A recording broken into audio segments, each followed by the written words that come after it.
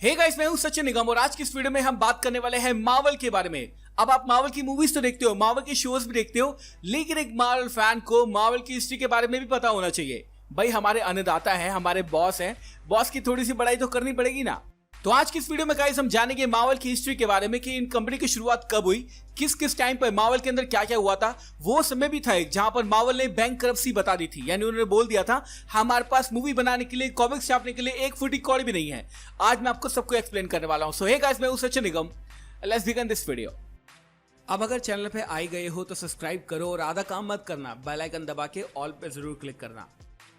Marvel comics, जिसको पहले किसी और नाम से जाना जाता था, उसके फाउंडर थे मार्टिन गुडमैन। 1933 से लेकर 1939 तक जो मार्टिन गुडमैन थे वो ऐसे स्टोरीज पे काम करते थे जो उस वक्त पॉपुलर थी, जैसे cowboys, native American, werewolf, ghost, detective, इन सब पे वो काम करते थे। जैसे इंडिया में पहले मूवी बनती थी ना, बंदरवाजा, तहखाने में चुड़ैल, वीराना, इस तरह की जो स्टोरी थी वो उस वक्त लोगों को पसंद आती थी। और जो अमेरिकन थे वो काउबॉय और साथ साथ नेटिव अमेरिकन की स्टोरी है उनसे कनेक्ट कर पाते थे। उनको डिटेक्टिव की स्टोरीज भी बहुत ज्यादा पसंद थी। तो मार्टिन गुडमैन जो है वो 1933 से लेकर 1939 तक सिर्फ इन स्टोरीज पे काम करते थे। 1938 के अंदर एक्शन कॉमिक्स, जिसको आप डीसी के नाम से भी जानते हो, एक्शन कॉमिक्स ने अपनी फर्स्ट कॉमिक बुक लॉन्च की जो कि सुपरमैन के बारे में थी। हालांकि उस वक्त उसको ये नाम दिया नहीं गया था, बट एक्शन कॉमिक्स की जो कॉमिक थी ये इतनी ज्यादा सक्सेस हुई थी कि उन्होंने अपनी इस कॉमिक से इतनी ज्यादा कमाई कर ली कि आप सोच भी नहीं सकते।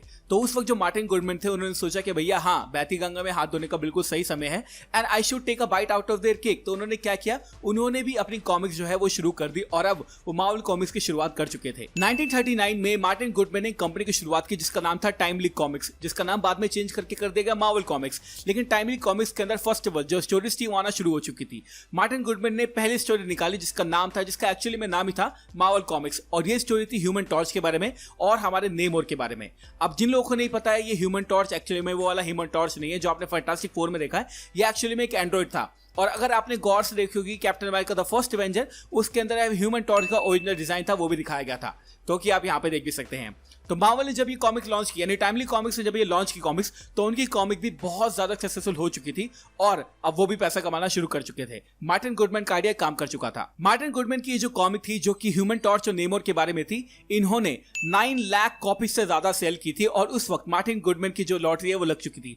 इन सेल नंबर्स को देखकर मार्टिन गुडमैन समझ गए थे कि मेरे हाथ में सोने की मुर्गी लग चुकी है और अब मुझे इन स्टोरीज को आगे भी कंटिन्यू करना पड़ेगा। लेकिन उसी तरफ एक्शन कॉमिक्स, जिसको आप डीसी के नाम से जानते हो, उस वक्त वो भी बहुत ज्यादा पैसा छाप रहे थे। इस वक्त जो एक्शन कॉमिक्स था वो ओरिजिनल कॉमिक्स छाप रहा था, यानी उनके सुपर हीरोज पहले आ रहे थे, मार्वल के बाद आ रहे थे, तो ऑब्वियसली वो ज्यादा पैसा कमा रहे थे। लेकिन यहाँ पे मार्टिन गुडमैन भी पीछे नहीं हटने वाले थे। उन्होंने सोच लिया था कि एक्शन कॉमिक्स को यहाँ पर हम देने वाले हैं एक जोर की टक्कर। 1939 के बाद ही जो हमारे मार्टिन गुडमैन थे उन्होंने सोचा कि अब बिजनेस को एक्सपैंड करना चाहिए और हमें नई नई स्टोरीज लिखनी चाहिए। तो उन्होंने नए आर्टिस्ट को और नए स्टोरी राइटर्स को रखना शुरू कर दिया। और सबसे पहला स्टोरी राइटर और आर्टिस्ट जो उन्होंने रखा था वो थे हमारे Jack Kirby and Steve Ditko, जिनके सामने मैं सादर प्रणाम करता हूं। They have done some great job and they have made some Marvel comics, और मैं उनके बारे में कई फ्यूचर के अंदर बात करूंगा। बट हाँ, शुरुआत के अंदर जो आर्टिस्ट उन्होंने रखे थे वो थे हमारे Jack Kirby and Steve Ditko. Martin Goodman ने जैक कर्बी और स्टीव डिट्को के साथ में एक पर्सन और हायर किया था जो कि एक्चुअली में कोई ज्यादा काम नहीं करता था, जिसको आप जानते हैं स्टैन ली के नाम से। जी हाँ, स्टैन ली मार्टिन गुडमैन की बीवी के भाई थे, यानी उनके साले थे, और उन्होंने जब उसको नौकरी पर रखा तो उनसे ज्यादा उम्मीद नहीं की थी। स्टैन ली ने अपने इंटरव्यूज के अंदर कई बार बताया है कि अगर मुझे कोई बोलता था कॉफी बना दो तो मैं कॉफी बना देता था, कोई बोलता था न्यूज़पेपर ले आ दो तो मैं न्यूज़पेपर ला देता था, कोई बोलता था ये ड्राइंग को पूरा कर दो तो मैं ड्राइंग को पूरा कर देता था। लेकिन उनको ये बात नहीं पता थी कि मार्वल एक्चुअली में उनकी लाइफ को चेंज करने वाला है और सारे के सारे कॉमिक बुक फैंस की भी लाइफ को चेंज करने वाला है। वर्ल्ड वॉर 2 के समय जैक कर्बी, स्टैन ली और साथ साथ स्टीव डिट्को ने मार्टिन गुडमैन को एक आइडिया दिया कि हमें एक ऐसा सुपर हीरो बनाना चाहिए जो कि अमेरिका की स्पिरिट को दर्शाता हो। और 1941 के अंदर उन्होंने शुरुआत की कैप्टन अमेरिका की। जितने अमेरिकन थे वो सारे के सारे पागल हो गए, क्योंकि उसके अंदर उन्हें एक ऐसा कैरेक्टर देखने को मिला था जिनसे वो कनेक्ट कर सकते थे।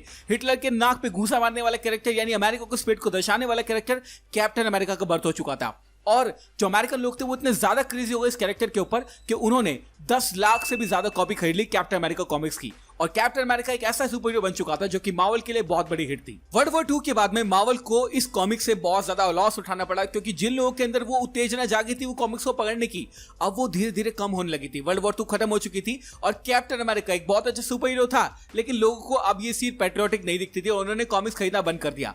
उस वक्त टाइमली कॉमिक्स ने नाम चेंज कर लिया अपना एटलस कॉमिक्स का, और उस वक्त जो हमारी मार्वल कॉमिक्स थी वो सारी की सारी बहुत ज्यादा लॉस में थी। देखो कोई भी अच्छा समय ज्यादा दिन तक नहीं रहता, ये हमें पता होना चाहिए, जिंदगी में उतार चढ़ाव तो होते रहते हैं।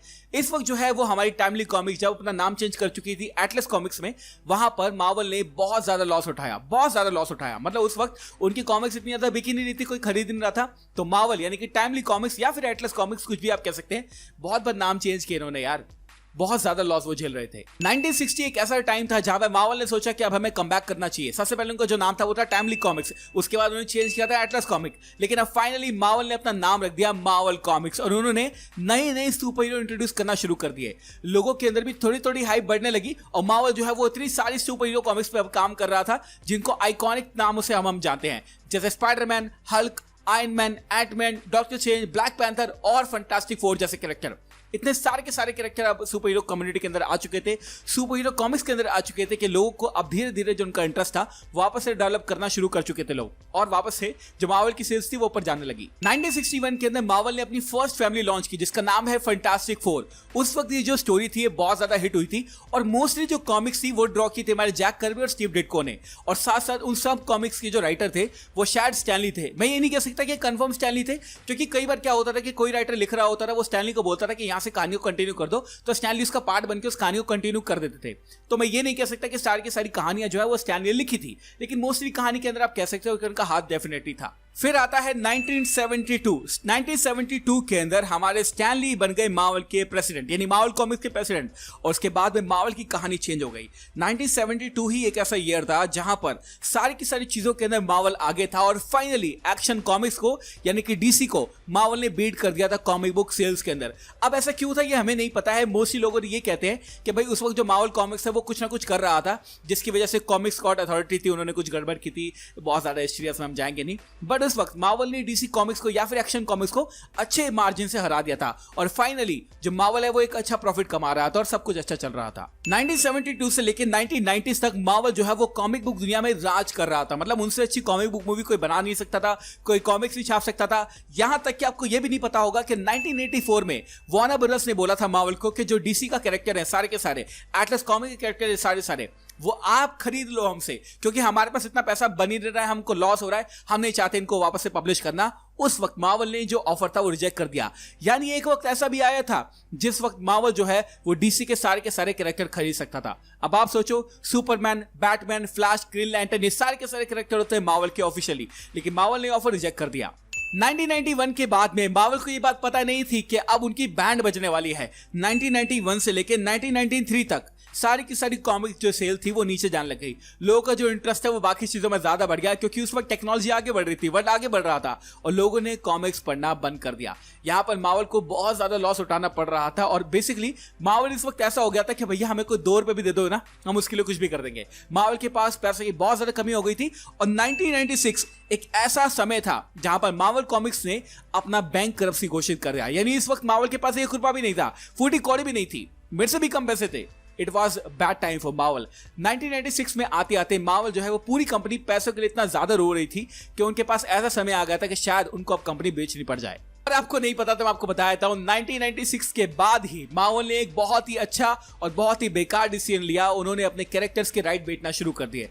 जैसे हल्क के राइट बेच दिए यूनिवर्सल स्टूडियोज को, स्पाइडरमैन और उसके सारे के सारे रिलेटेड कैरेक्टर थे उनके राइट बेच दिए सोनी को, और फैंटास्टिक फोर के राइट बेच दिए फॉक्स को। उसके बाद आपको पता ही है मार्वल को थोड़ा सा पैसा मिला, और इन पैसों से मार्वल ने शुरुआत की मार्वल सिनेमैटिक यूनिवर्स की। 2003 के बाद में मार्वल ने एक बहुत ही अच्छा डिसीजन लिया जो कि मार्वल के फ्यूचर को चेंज करने वाला था, बस मार्वल को ये बात पता नहीं थी। 2003 के बाद में मार्वल के जितने कोर बंदे थे, यानी जो उनके खास खास बंदे थे, उन्होंने एक डिसीजन लिया कि अब हम इन कैरेक्टर्स पे मूवी बनानी चाहिए। और 2003 के अंदर आई हल्क। वो मूवी इतने ज्यादा चली नहीं, लेकिन मार्वल ने अपनी हार नहीं मानी, और 2008 में उन्होंने अपने मार्वल सिनेमैटिक यूनिवर्स की शुरुआत की आयरन मैन मूवी से। आयरन मैन मूवी मार्वल के लिए इतनी ज्यादा बड़ी हिट थी कि फर्स्ट वीक के अंदर ही उन्होंने $100 मिलियन का बिजनेस किया, और ओवरऑल रॉबर्ट डॉनी जूनियर की स्टार आयरन मैन ने कमाए $500 मिलियन। जी हाँ, $500 मिलियन। इससे मार्वल का जो डेट था वो खत्म हो गया। मार्वल की बैंकरप्सी वाला जो इश्यू था वो भी खत्म हो गया और मार्वल आ गया वापस से प्रॉफिट में। और मार्वल को पता चल चुका था भाई सोने की चिड़िया हाथ में है, जितने पंख नोच सकते हो नोच लो। और वहां से शुरुआत हो गई थी मार्वल सिनेमैटिक यूनिवर्स की। 2009 के अंदर ही डिज्नी ये बात समझ गया कि भाई जो मार्वल है वो बहुत अच्छा कैश काउ है। 2009 में डिज्नी ने मार्वल को खरीद लिया और यहां पर अब जो मार्वल था वो एक अच्छी कंपनी बन चुकी थी डिज्नी की। और आज की डेट में हम ये बात जानते हैं कि डिज्नी जो है वो मार्वल को ओन करती है। 2015 के अंदर सोनी ने मार्वल से डील की स्पाइडरमैन कैरेक्टर्स को लेकर, जिसकी वीडियो आप देख सकते हैं आई बटन में। मैंने पूरा कुछ एक्सप्लेन किया है कि कैसे कैसे स्पाइडरमैन और मार्वल की डील हुई थी, सब कुछ मैंने आपको एक्सप्लेन किया इस वीडियो के अंदर। डेफिनेटली ये वीडियो जरूर देखना। 2018 में मार्वल और फॉक्स की भी डील हो गई, यानी 2018 में फॉक्स ने अपने सारे के सारे कैरेक्टर वापस से मार्वल को बेच दिए और अब मार्वल बन चुका है the giant that he is. अब 2018 के बाद की कहानी तो आपको ऑलरेडी पता ही होगी। Avenger end game, Avenger infinity war, captain Marvel, इतनी सारी मूवी, फिर डिज्नी प्लस का लॉन्च, मार्वल सिनेमैटिक यूनिवर्स के शोज, मार्वल सिनेमैटिक यूनिवर्स की कॉमिक्स, मूवीज, सब कुछ अब हमें देखने को मिल रहा है। और ये थी गाइस मार्वल की फुल स्टोरी। देखो, समय बुरा हमेशा सबका रहता है, लेकिन उस समय में हार नहीं माननी चाहिए। ये बात मार्वल ने हमें सिखाई है। बेसिकली मार्वल अपने आप को बेच भी सकता था और अपनी कंपनी खत्म भी कर सकता था, बट उन्होंने हार नहीं मानी, अपनी सारी स्टैंड को कंबाइन किया और बना दी इतनी बड़ी कंपनी। आज की डेट में मार्वल इतनी बड़ी कंपनी बन चुका है कि डीसी को, यहां तक कि जितने सारे के सारे सिनेमैटिक यूनिवर्स है उन सब का बाप बन चुका है। तो आई होप आपको मजा आया होगा मार्वल की स्टोरी को जानने में। वैसे मैं सोच रहा हूं कि इसके ऊपर एक और वीडियो बनाई जा सकती है, यानी डीसी की स्टोरी भी मैं आपको बताऊंगा किसी वीडियो के अंदर। तो अगेन इस वीडियो पे अगर आते हैं 2000 लाइक तो हम बात करेंगे डीसी सिनेमैटिक यूनिवर्स की और डीसी की शुरुआत कैसे हुई। तो thank you so much for watching this video guys. मैं हूं सचिन निगम, मिलूंगा आपसे अगली वीडियो के अंदर। Bye guys, take care, love you all and have a marvellous day.